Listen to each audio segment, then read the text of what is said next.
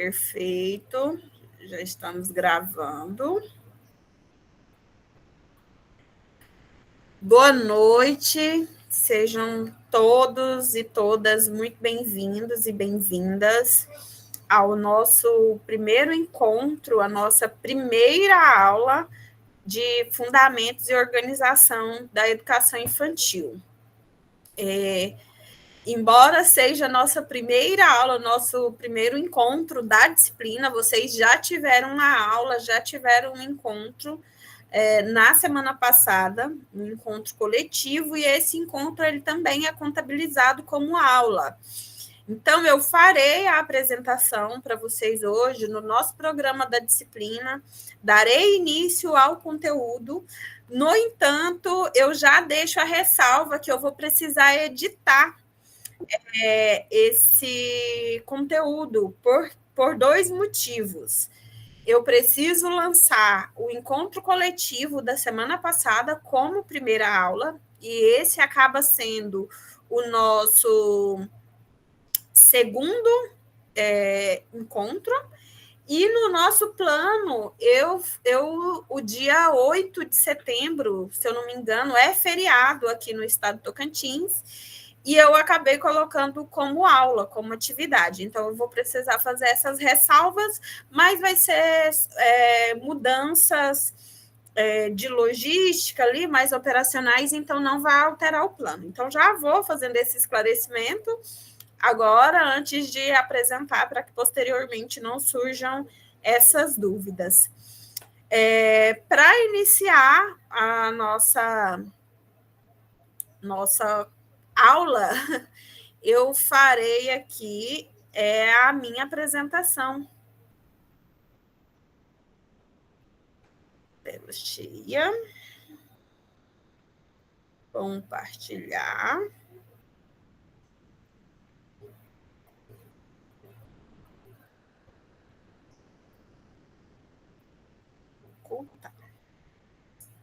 Então, já dei as boas-vindas e vou me apresentar. Quem sou eu, né? Quem vos fala, a professora de vocês na disciplina de Fundamentos da Educação Infantil. Eu me chamo Priscila de Freitas Machado, eu sou graduada em Pedagogia pela PUC de Goiás, também sou graduada em Letras, Português e Inglês pela FICO de São Paulo. Atualmente sou acadêmica de Direito na Faculdade Serra do Carmo, aqui em Palmas. Tenho pós-graduação em Psicopedagogia Escolar, em Educação Infantil, em Cultura Afro-Brasileira na Educação, em Linguística e Formação de Leitores, em Docência do Ensino Superior, em Alfabetização e Letramento, em Gestão Escolar e em Currículo e Prática Docente nos anos iniciais do ensino fundamental. Sou mestre em Educação pela Universidade Federal do Tocantins, fui professora substituta no curso de Pedagogia na UFT entre 2018 e 2021 e atualmente sou professora no curso de Pedagogia da UFT também. Professora formadora aqui na UAB com vocês e professora efetiva da rede municipal desde 2014, aqui na rede municipal de Palmas. Atuando sempre com educação infantil aqui em Palmas. Então, já estive como professora em turmas de berçário às pré-escolas, já atuei como supervisora pedagógica, já atuei como gestora de unidades escolares de educação infantil aqui na rede, também já fui diretora geral de educação infantil na rede municipal. Atualmente, eu estou diretora no CEMEI Professora Juscelia Garbellini, no setor Santa Amaro.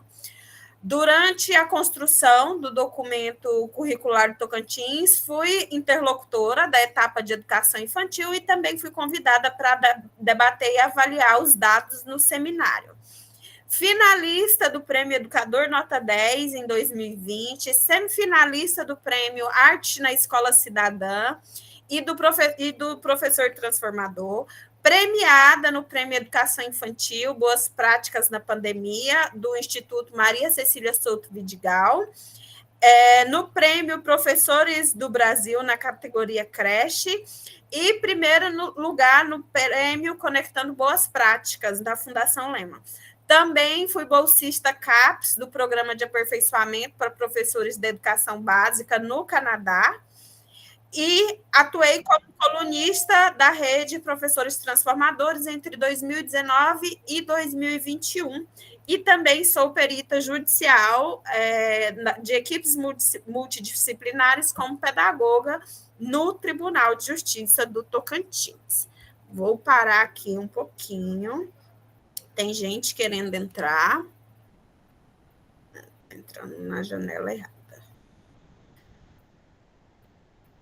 Vou interromper.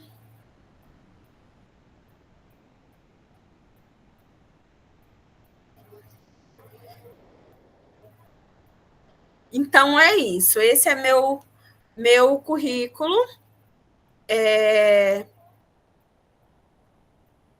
Essa disciplina, eu tenho um grande carinho por essa disciplina de Fundamentos e Organização da Educação Infantil, porque hoje é meu principal objeto de pesquisa, é a educação infantil. Embora eu já tenha atuado no ensino fundamental, tenho pós na área e tudo, mas a educação infantil, de fato, é meu objeto de pesquisa e de escrita, e é a minha área de atuação. Então, assim, aqui na nossa disciplina, eu quero trazer para vocês os aspectos teóricos da disciplina, mas eu também quero trazer os aspectos práticos, né? Então, eu quero trazer a praxis aqui para vocês. Algo que eu costumo dizer para os estudantes que estudam comigo, ou para os acadêmicos e para os professores também, em muitos processos de formação continuada, é que, assim, pessoal, nunca digam que na teoria é uma coisa e na prática é outra. Por quê? Porque quando a gente diz isso, a gente diz para a sociedade, a gente diz para as famílias que não precisa estudar para fazer o que a gente faz enquanto professor. E isso é uma falácia, porque precisa sim fazer, precisa muito estudar, e prova disso é vocês estarem aqui. Então, há algumas divergências entre teoria e prática, sim, mas uma precisa da outra, tá? Então, para dar início agora à nossa aula, eu vou contar uma história para vocês. Então, as nossas aulas, elas vão sempre começar com história. Seja uma poesia, seja uma leitura de um livro, seja a receita de um bolo, sempre vai ter história. E na educação infantil, gente, isso é muito importante. Por quê? É o momento em que você compartilha o seu saber leitor com a criança. E aí, seja no ensino fundamental, seja aqui no ensino superior, na carreira que vocês vão traçar, tenham esse hábito de ler todos os dias, todas as suas aulas para os seus alunos. A leitura com as crianças na educação infantil, quando eu leio o texto, que é o que eu vou fazer aqui com vocês agora, a gente nomeia como leitura compartilhada. Quando eu trago outros elementos que não a história, que eu trago fantoches, dedoches, ou que eu dramatizo, aí a gente chama de contação de história. E na educação infantil, tem um elemento que ele é demarcador de rotinas e transições dentro do período letivo ali com as crianças, que a gente chama de elemento disparador. O elemento disparador, ele é o elemento que a gente utiliza para marcar as transições com as crianças ou iniciar a atividade ali com elas. E aí, como elemento disparador da história, o professor pode utilizar um chapéu, uma sacola, ou até mesmo a música, para marcar ali o início da história com as crianças. Então, eu vou ensinar duas para vocês, que eu gosto muito, que é o que eu falo para as crianças, que é o momento de chamar a história. E aí, naquele momento, eu consigo sentar em rodinha com elas, consigo o silêncio para iniciar a leitura da história, sem precisar ficar. Menino, senta aqui! Menino, corre aqui agora! Então, eu utilizo esses elementos. O primeiro é assim: junta a mãozinha, separa o dedo. Uma história vai começar. Nossos ouvidos vão escutar. Olê, olê, olê, olê, olá. Olê, olê, olê, olê, olá. A história já vai começar. E a outra que eu gosto muito é: lá na montanha tem uma casinha toda enfeitadinha, cheia de florzinha. Lá na casinha, em cima da montanha, mora uma menininha que gosta de historinha. Quem quiser ouvir o que agora eu vou contar, senta na rodinha e fique quieto assim. E aí eu começo a história com eles. Tem outras estratégias, e aí ao longo das nossas aulas eu vou ensinando para vocês, tá bom? Vou colocar para apresentar aqui novamente, para vocês poderem acompanhar a leitura da história. Arlene, só um minutinho, deixa eu fazer a leitura da história e aí você fala, tá bom?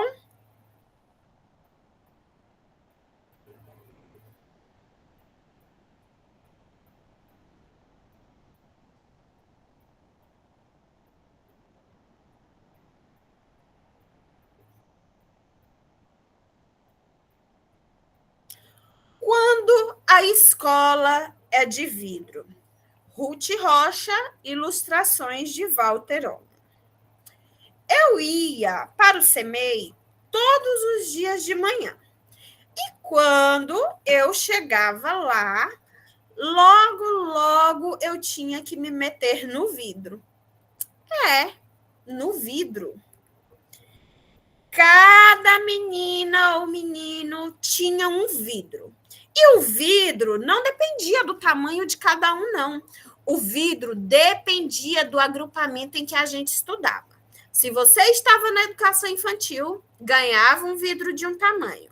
Se você fosse do ensino fundamental, seu vidro era um pouquinho maior. E assim, os vidros iam crescendo à medida que você ia mudando de turma, até na faculdade.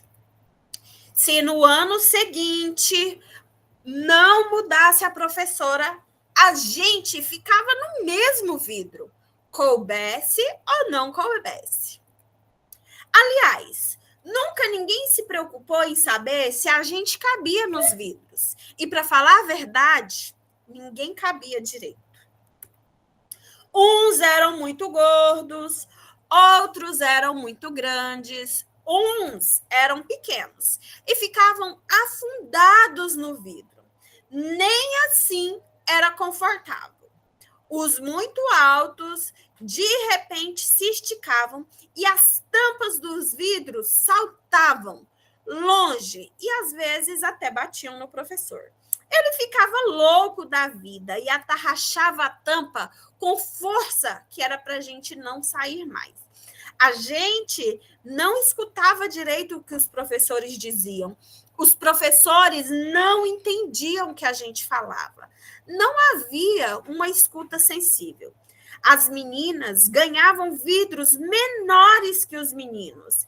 Ninguém queria saber se elas estavam crescendo depressa, se não cabiam nos vidros, se respiravam direito. A gente só podia respirar direito na hora do recreio ou na aula de educação física. Mas aí a gente já estava desesperado de tanto ficar preso. E começava a correr, a gritar, a bater uns nos outros. As meninas, coitadas, nem tiravam os vidros no recreio.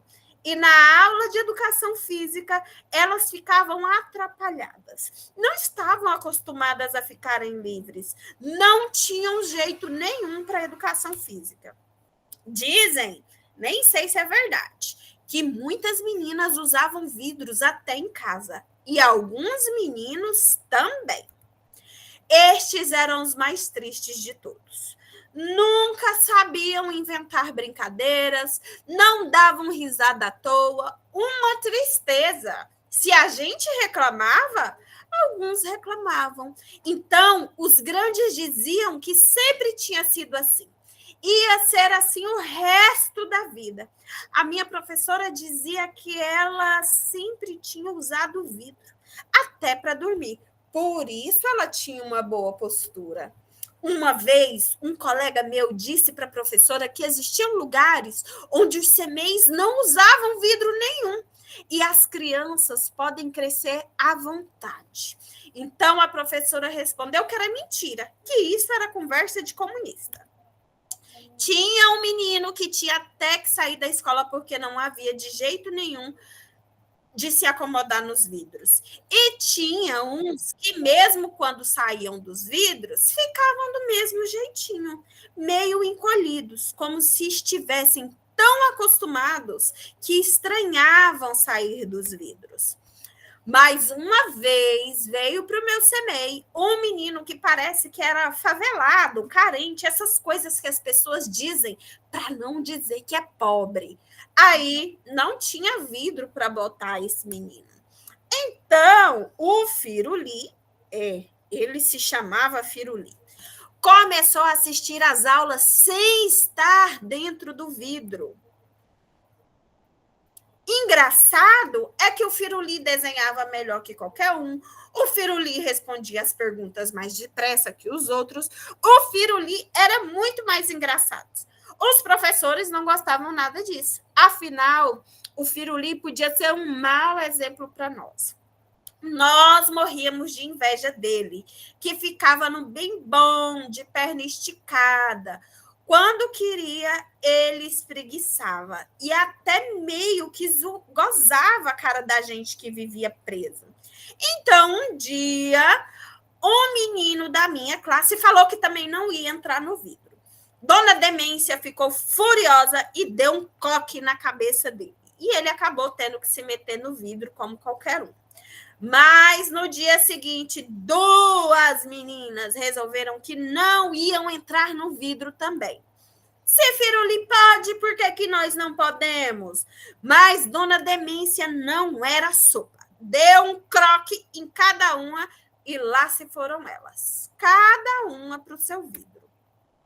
Já no outro dia, a coisa tinha engrossado. Já tinha 8 meninos que não queriam saber de entrar nos vidros. Dona Demência perdeu a paciência e mandou chamar seu Hermenegildo, que era o diretor lá da escola. Hermenegildo chegou muito desconfiado. Aposto que essa rebelião foi fomentada pelo Firuli. É um perigo esse tipo de gente aqui. Um perigo! A gente não sabia o que queria dizer fomentada, mas entendeu muito bem que ele estava falando mal do Firuli. Seu Hermenegildo não conversou mais. Começou a pegar os meninos, um por um, e enfiar a força dentro dos vidros. Mas nós estávamos loucos para sair também. E para cada um que ele conseguia enfiar dentro do vidro, já tinha 2 de fora.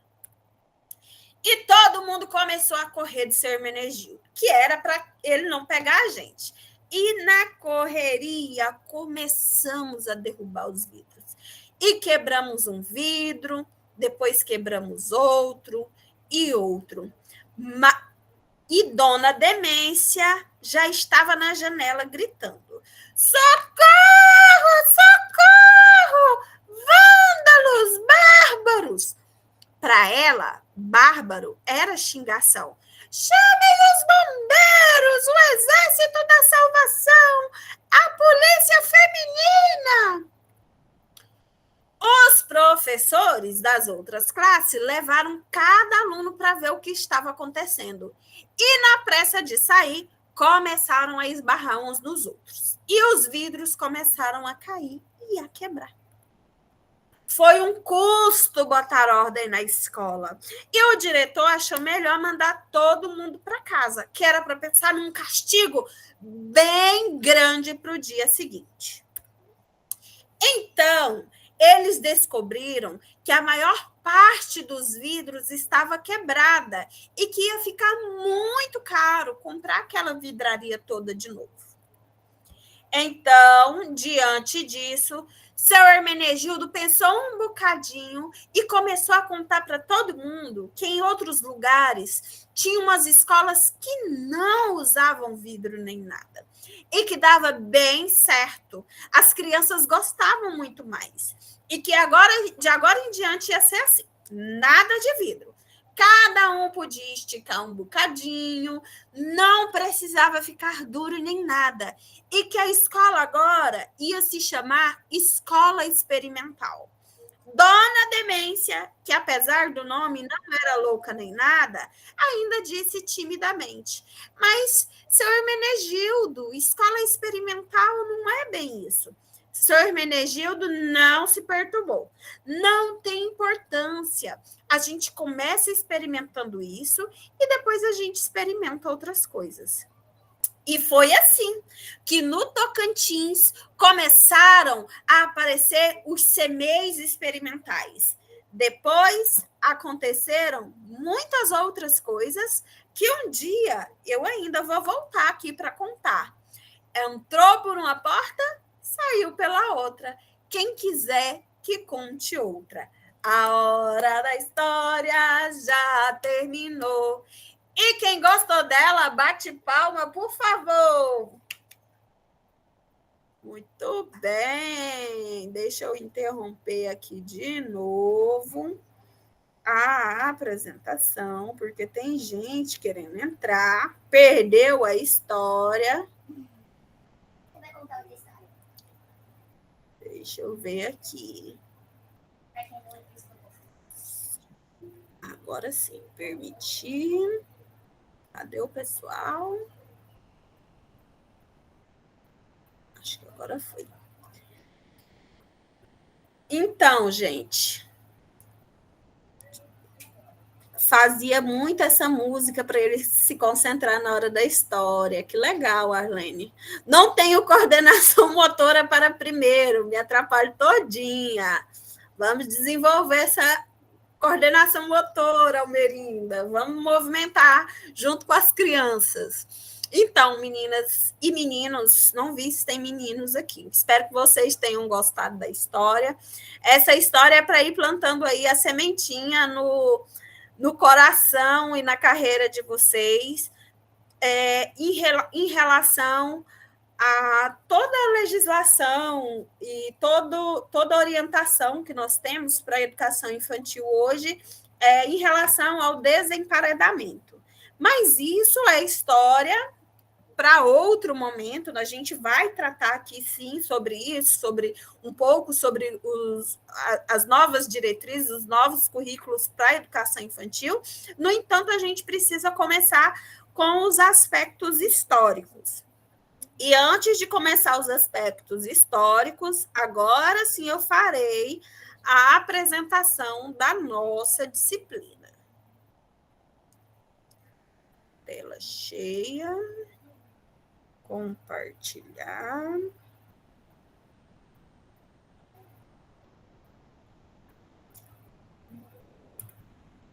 Então, a nossa disciplina tem uma carga horária de 60 horas. A nossa ementa, né? A gente vai tratar da contextualização histórica do conceito e da institucionalização da infância, as abordagens teóricas sobre a educação da infância, a criança na concepção histórico-cultural, o trabalho culturalmente significativos com bebês e crianças, desenvolvimento da motricidade, linguagem e cognição, experiência, lúdico, arte, imaginação e curiosidade, ambientes de aprendizagem e a organização dos espaços e tempo, a parceria família-escola e, por fim, a avaliação na educação infantil. Não vou me adentrar nos objetivos gerais e específicos, eles estarão lá no Educa, tá? Porque senão a gente vai ficar aqui lendo os objetivos, tá? Mas eles estarão lá no Educa. Também temos aí as habilidades e competências que serão desenvolvidas por meio da disciplina. Essas fotos dos slides, gente, são momentos, turmas em que eu fui professora, inclusive essa aqui, ó, em cima, essa aqui sou eu, como professora das crianças em uma turma de maternal 2. Métodos didáticos, né? Então, a gente vai tratar com aulas expositivas e dialogadas, combinadas com atividades práticas. Faremos alguns estudos de casos, fóruns, as atividades de reflexão, análise de textos teóricos, vídeos e outros materiais complementares. Também teremos um momento de planejamento de atividades pedagógicas e resolução de problemas educativos. Por meio de slides, textos, pela plataforma Meet, pelo Educa, né? Então, teremos aí vários recursos para utilizar. Conteúdo programático, é aqui que vem o pulo do gato. Então, eu já coloquei para vocês todo o nosso conteúdo programático. No entanto, eu terei que fazer uma alteração devido a ter que a aula 1 ser aquela primeira aula. Então, eu farei algumas alterações, não serão muitas, tá? Muito pontuais, e vou reenviar lá no portal de vocês, lá no Educa. No nosso plano, para cada aula, nós temos o objetivo, o conteúdo, qual material base e qual a atividade será desenvolvida por essa aula, certinho? Então, já teremos todo esse contexto lá, para vocês acompanharem. E essas aulas marcadas como vermelho são aulas em que a atividade vale ponto, para facilitar a localização de vocês. Vocês vão ficar, professora, essa atividade vale ponto, essa atividade não vale ponto, vale só frequência, tá? Então, já está marcadinho lá quais são as atividades e de quais aulas vale ponto. Então, a atividade da primeira nota que vale ponto será a atividade da aula 3 e depois a atividade da aula 6. Cada uma vale 2 pontos, juntos somam 4 e a avaliação vale 6. Essa é a composição da nota 1, certinho? Então, tá bem destrinchado, no entanto, eu vou refazer e colocar essas alterações, tá? Aí lá na aula 9, né, a gente tem a avaliação presencial, tá aí também, tudo marcadinho com as datas. A aula, novamente, aula 8, deixa eu ver se eu coloquei dia 7, só ver aqui.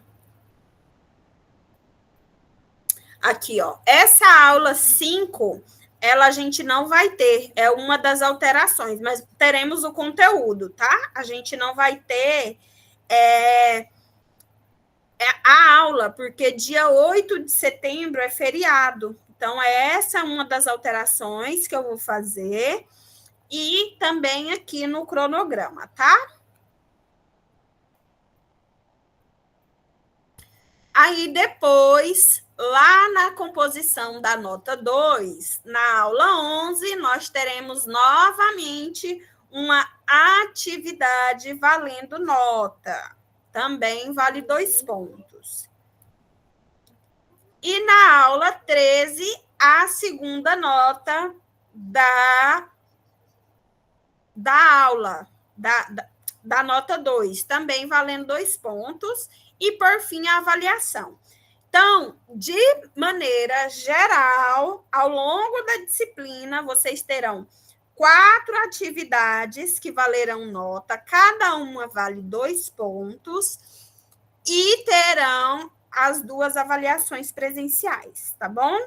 Eu tentei condensar ao máximo, não colocar só uma atividade com o peso todo, e também optei por não fazer várias atividades picadinhas, valendo nota, porque eu acho que facilita a vida de vocês. Não significa que as demais rotas não terão atividade, elas terão, mas são atividades com um nível de complexidade muito menor, são atividades de participação e não atividades de avaliação que tem um nível de complexidade um pouco maior, tá bom? Então, já passei para vocês qual serão os nossos procedimentos de avaliação. Então, aqui, ó, atividade da aula 3, vale 2 pontos, e a atividade da aula 6, também vale 2 pontos. Depois, aula 11, 2 pontos, aula 13, 2 pontos. Nossa bibliografia básica também está lá, e a nossa bibliografia complementar também está disponível. Essas fotos aqui são das crianças no CMEI que eu estou agora.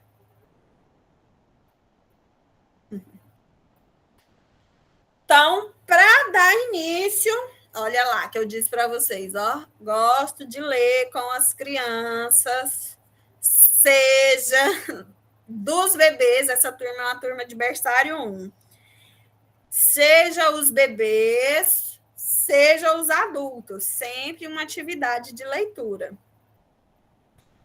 Para a nossa aula 1, a gente vai tratar aqui de uma introdução à educação infantil. Qual o objetivo da nossa aula? Apresentar o histórico e a institucionalização da infância no Brasil. O conteúdo, contextualização histórica e normativa da educação infantil e a criança na concepção histórico-cultural. Antes de iniciar o conteúdo em si, tem alguma pergunta, alguma dúvida? Alguém quer falar alguma coisa? Se alguém quiser, se manifeste, por favor.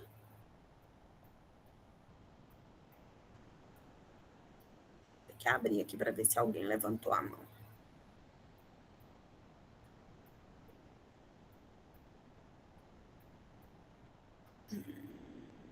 Não, tudo ok, ninguém levantou a mão. Então, eu vou seguir com a aula, tá bom? Pessoal, eu estou falando muito rápido, porque se eu estiver falando muito rápido, vocês abrem o microfone e falam assim, professora, você está falando muito rápido.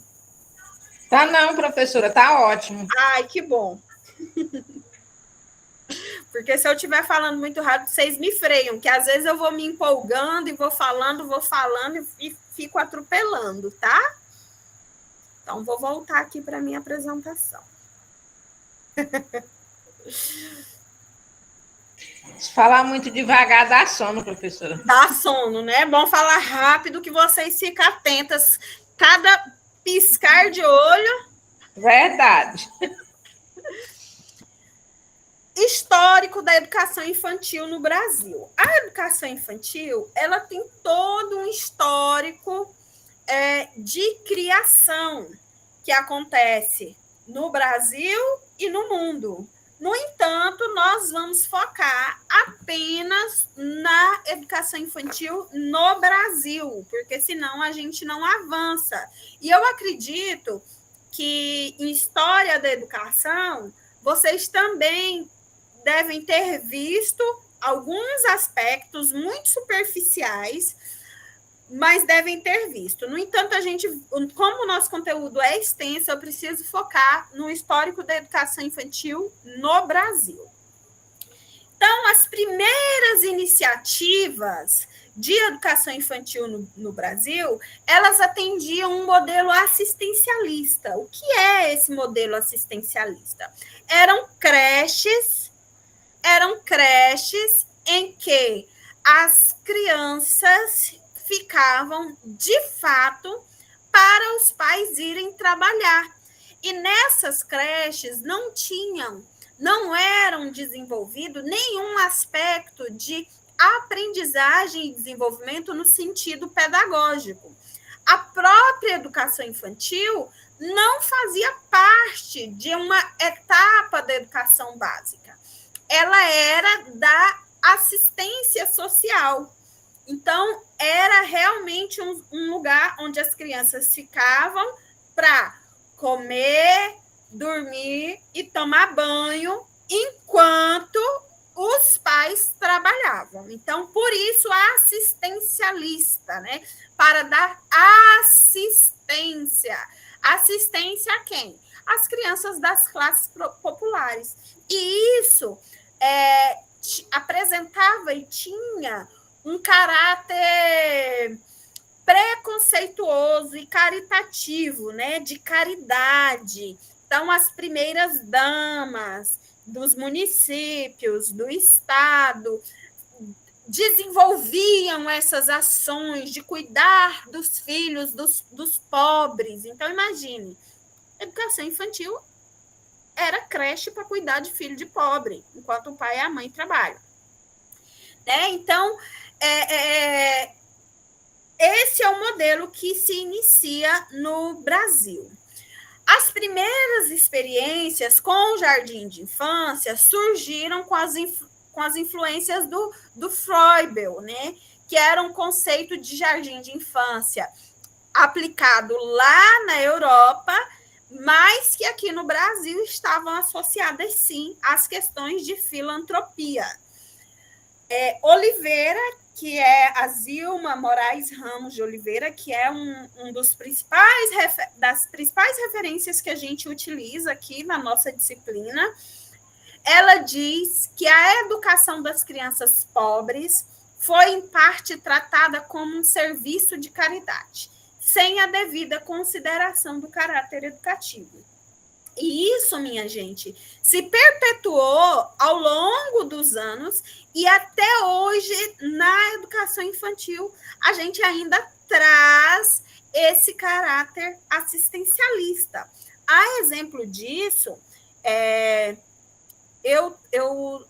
hoje o CEMEI que eu sou diretora é um CEMEI 100% integral, com crianças de berçário 1, de 6 meses, até as crianças de 5 anos e 11 meses da pré-escola 2. As crianças entram às 7h30 da manhã e saem às 5h30 da tarde. Essa unidade é a unidade com a maior lista de espera de Palmas. Por quê? Porque é em tempo integral. Então, os pais, eles procuram a unidade porque eles, de fato, querem um local para deixar os filhos enquanto trabalham. E tá tudo bem, né? Os pais, eles não têm obrigação de saber de todo esse histórico da educação infantil, mas nós, enquanto profissionais, temos a obrigação de esclarecê-los sobre. E aí a gente faz esse trabalho de conscientização. Aqui não é um lugar para o seu filho ficar enquanto você trabalha apenas. Aqui, essa vaga não é direito seu porque você trabalha. Independente de você trabalhar ou não, essa vaga é um direito da sua criança, que daqui a pouco a gente vai ver lá. A criança enquanto um ser histórico e de direito. Não é direito da mãe, é direito da criança à educação infantil. E aí a gente vai fazendo esse trabalho com os pais.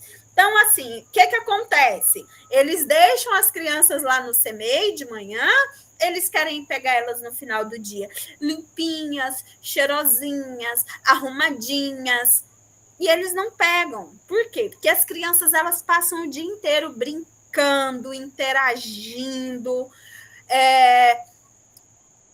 conhecendo o espaço, interagindo com as outras crianças, com os espaços. E aí é impossível que as crianças saiam limpinhas e cheirosinhas. Não é o nosso objetivo. O nosso objetivo é outro, é pedagógico. Então, a gente tem feito esse trabalho com as famílias, né, lá dessa nossa unidade. Seguindo, o que eu acho, aí é um achismo, tá, gente? Aí é a professora Priscila achando. O que eu acho que falta ainda no Brasil? Falta a gente avançar em políticas públicas, não só no sentido de educação infantil, mas no sentido, por exemplo, de licenças maternidade mais estendida para as mães, para que elas possam ficar com seus filhos por mais tempo e a criança entre na educação infantil já em uma outra etapa da vida, ali quando já passou o processo de desfraude, de retirada da mamadeira. Então, para que a gente foque, de fato, no trabalho pedagógico. Não que isso não seja, tá? Não entendam isso, não entendam isso. A questão é que, se nós tivéssemos políticas públicas que acolhessem as mães e as crianças, nós teríamos muito menos problemas de caráter assistencial na educação infantil, tá? É isso. Então, essas primeiras políticas, né? Então, com a República e a organização do Brasil no final do século XIX, as questões sociais passaram a ganhar mais visibilidade. E a educação se tornou tema de debate político e foi incorporado ao campo das políticas públicas. Em 1919, foi criado o Departamento da Criança, que defendia uma assistência científica à infância, com foco na saúde e no desenvolvimento das crianças. Este movimento estava muito mais voltado para o cuidado e a saúde do que para a educação propriamente dita. Então, foi um período em que surgiu os movimentos de vacinação, né? Essa assistência mais voltada para a saúde da criança, questões também nutricionais.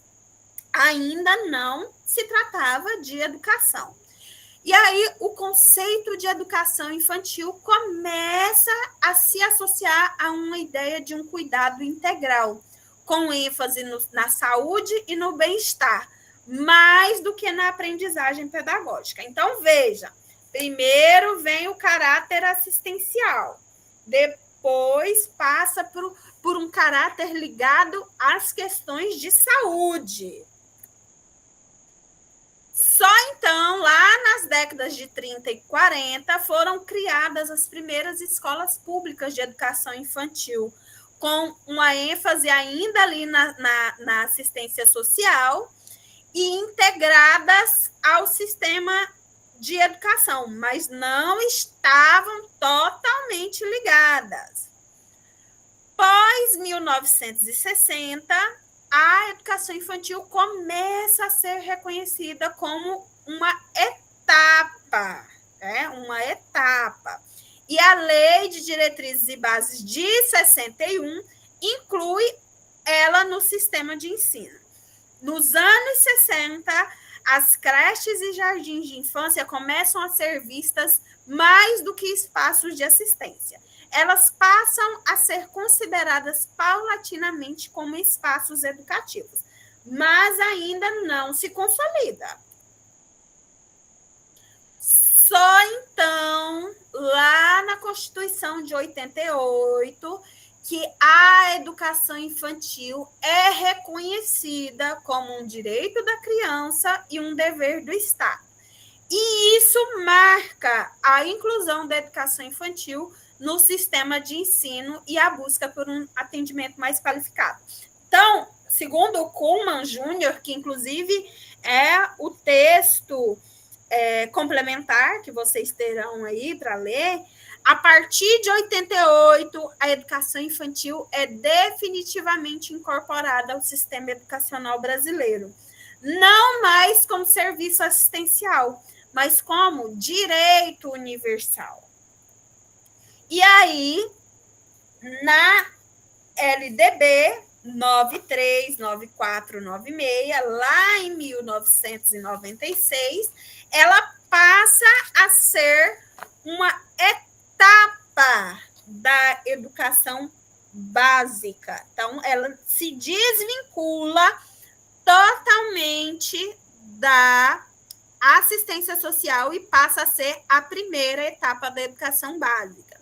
É importante ressaltar que nas primeiras definições de educação infantil, ela era vista como uma etapa de preparação para o ensino fundamental. Atualmente, não. A educação infantil ela é uma etapa de educação com um fim em ela mesma. Ela não tem por objetivo preparar as crianças para. As crianças é o hoje, o aqui e o agora.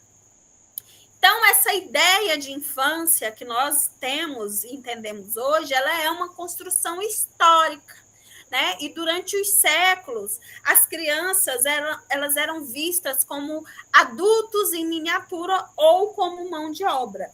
Eu não sei se vocês já estudaram o Philippe Arrier, que ele faz os estudos etnográficos da infância. Vocês já estudaram? Philippe Arrier, escreve Philippe Arrier. Então, ele é um francês e ele faz estudos fotográficos da evolução do conceito de criança e de infância. Inclusive, ele utiliza uma frase muito citada em alguns artigos, em livros. A frase que ele diz é: criança sempre existiu, infância não. Então, por essa visão que se tinham das crianças enquanto adultos em miniatura, roupas, sapatos, tudo de adulto em tamanho reduzido para criança. E até as questões de comportamento e de desenvolvimento e do próprio trabalho que eram exigidas das crianças. Então, por muito tempo, segundo Oliveira, a infância foi invisível para as instituições, né? E somente no século XIX, com a modernização da sociedade, é que começamos a enxergar a infância como uma etapa única do desenvolvimento humano.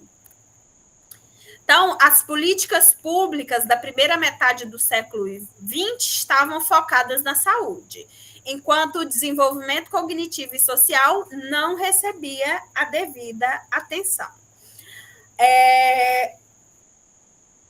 Nesse período, as concepções de infância no Brasil estavam fortemente ligadas à questão higienista, às questões das doenças, às faltas de cuidado, que foi o que eu disse para vocês, inclusive em relação ao processo de vacinação. E aí, por muito tempo, esse conceito de infância estava relacionado à questão do cuidado físico e à saúde. E, em forma alguma, era considerada o desenvolvimento cognitivo e social da criança. E aí, pós-88, né, lá após a Constituição Federal de 88, a nossa Constituição Cidadã, e também com a promulgação do Estatuto da Criança e do Adolescente, a criança foi reconhecida como sujeito de direitos. Então, veja, a creche passa a ser um direito da criança, a educação infantil, e não mais da mãe. E aí, um dever do Estado de cumprir. E aí, esse novo olhar implica em profundas transformações nas políticas, das práticas pedagógicas, né? Então, se antes não tínhamos profissionais da educação atuando com essas crianças, então vem aí a figura do pedagogo, enquanto um profissional de educação para atuar com as crianças na educação infantil, bem como são incorporadas as rotinas das crianças propostas de fato pedagógicas, que agora focam na aprendizagem e no desenvolvimento, tanto no processo cognitivo quanto no processo social. A partir de 88, a criança deixa de ser vista como um objeto de cuidado para se tornar sujeito de direitos e da sua própria educação. Quais as implicações disso, né, no âmbito da educação infantil?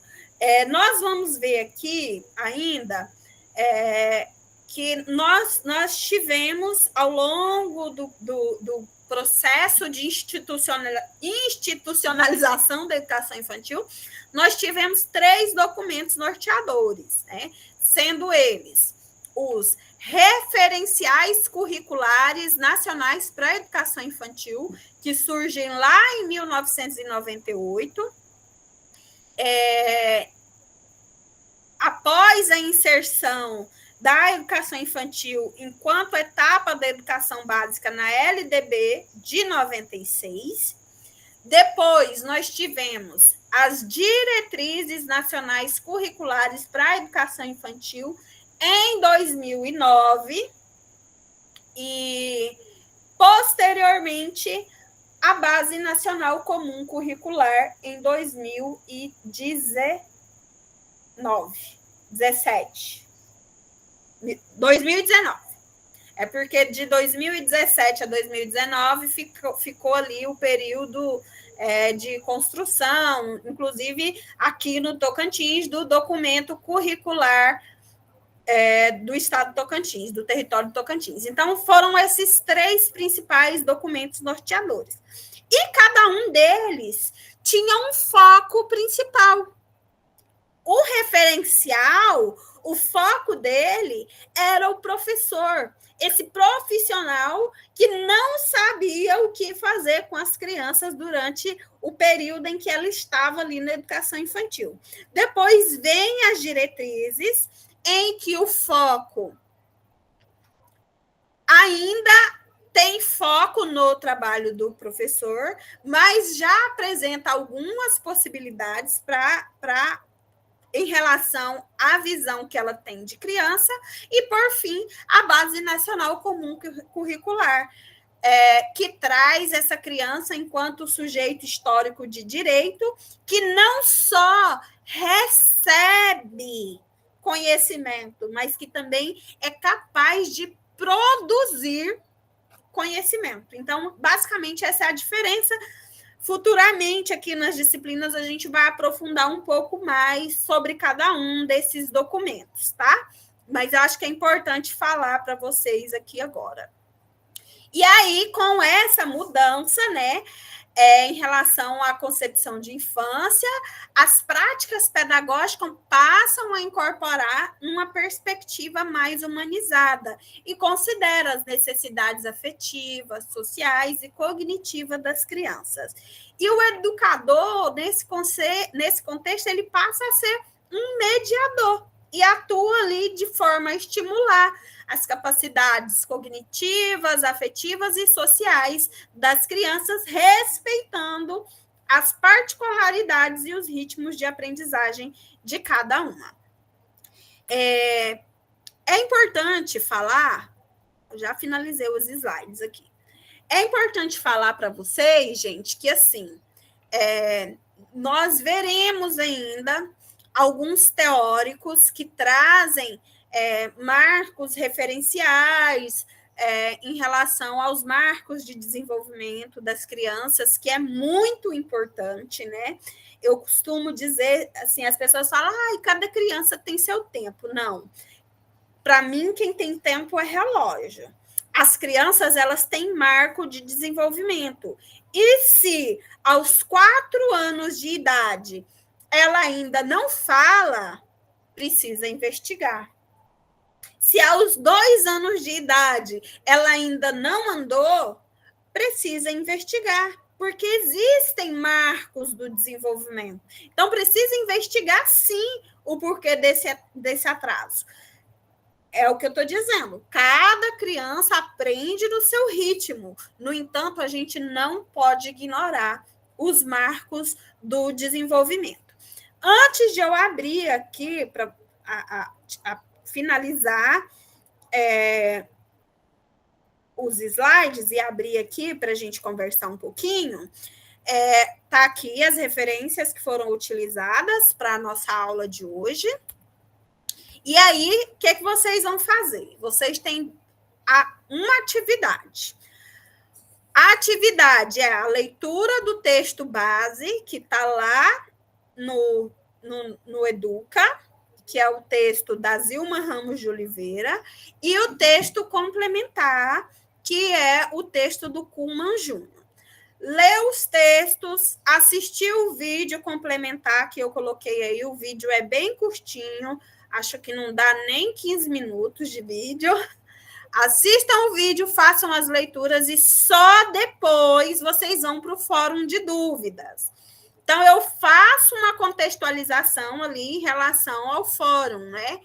Então, a partir da leitura dos textos e do vídeo, vocês vão escrever para mim quais foram os principais marcos dessa trajetória histórica e como as concepções de infância e de educação se transformaram ao longo dos anos, considerando as diferentes influências políticas, sociais e culturais. Como a transição de um modelo assistencialista para um modelo educativo impacta nas práticas e nas políticas voltadas para a infância. Além disso, em que medida os desafios atuais da educação infantil no Brasil, como a ampliação do acesso, a melhoria da qualidade, dialogam com as questões levantadas nos textos e no vídeo. Vocês vão compartilhar as dúvidas, as reflexões de vocês sobre essa relação entre transformação histórica e desafios contemporâneos da educação infantil. Não se preocupem em dar uma resposta certa, tá? Esse nosso fórum aqui, ele é muito mais participativo e de dúvida. O que eu quero saber aqui agora é quais dúvidas, principalmente, ainda permaneceram. Mas vocês precisam responder lá. Não precisam se preocupar em responder cada uma dessas perguntas, tá? O que eu quero entender é se vocês conseguem perceber as nuances da trajetória da educação infantil entre o assistencialismo e o processo de educação. Certinho? Vou abrir aqui agora para a apresentação.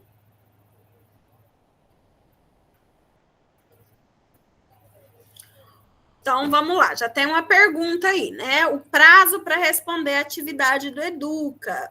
Eu vou deixar aberta por 30 dias, tá? Coloquei 30 dias e aí vocês vão respondendo, mas não deixem acumular.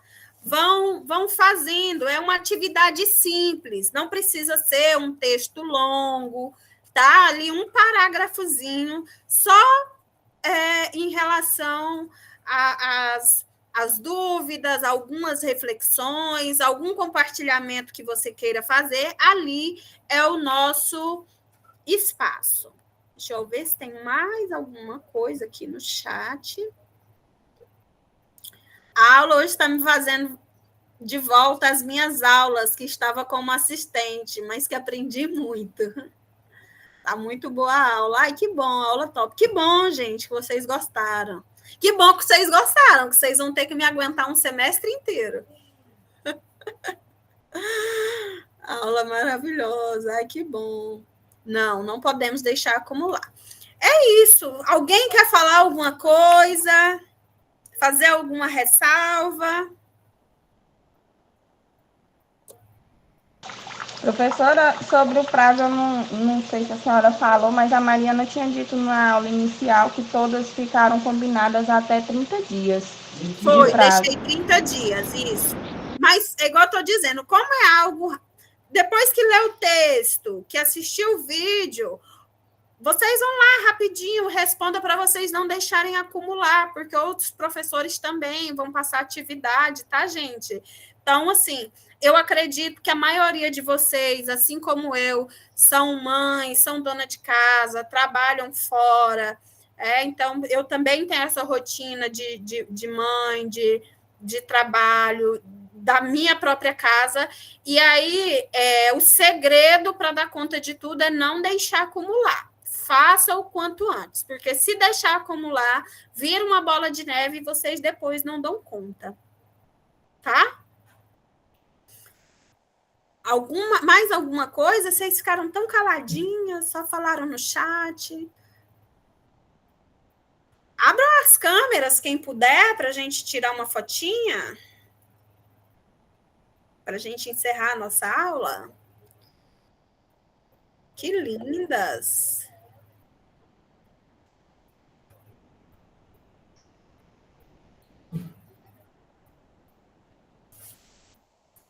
Mãe, adoro esse vídeo gostarem de você. Quanta mulher bonita! Gente, e eu vou deixar um convite, viu? Quando vocês vierem a Palmas, que quiserem ir lá conhecer o CMEI que eu trabalho, podem ficar à vontade, tá? Entra em contato e a gente organiza uma visita de vocês. Eu vou pedir, agora eu vou tirar foto, ninguém bate palminha, não põe coração e não escreve nada, só sorrir para a câmera, senão vai aparecer mãozinha aí no seu rosto. Aí. 1, 2, 3 e...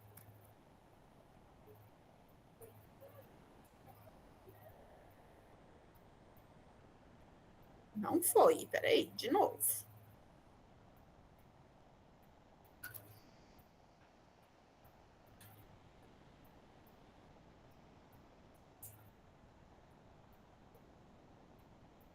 Não tá indo, o que tá acontecendo?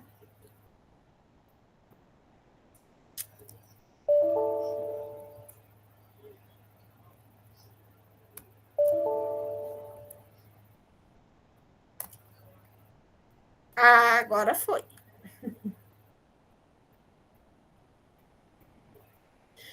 Gente, muito obrigada. Descansem.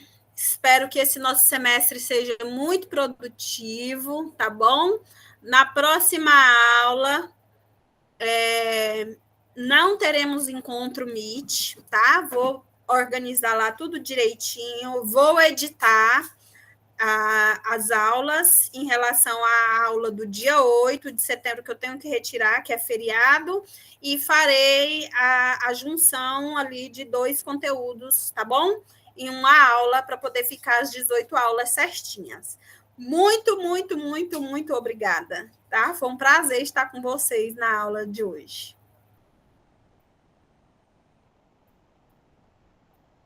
Boa noite a todos. Boa noite. Ai, gostou de voltar essa conversa.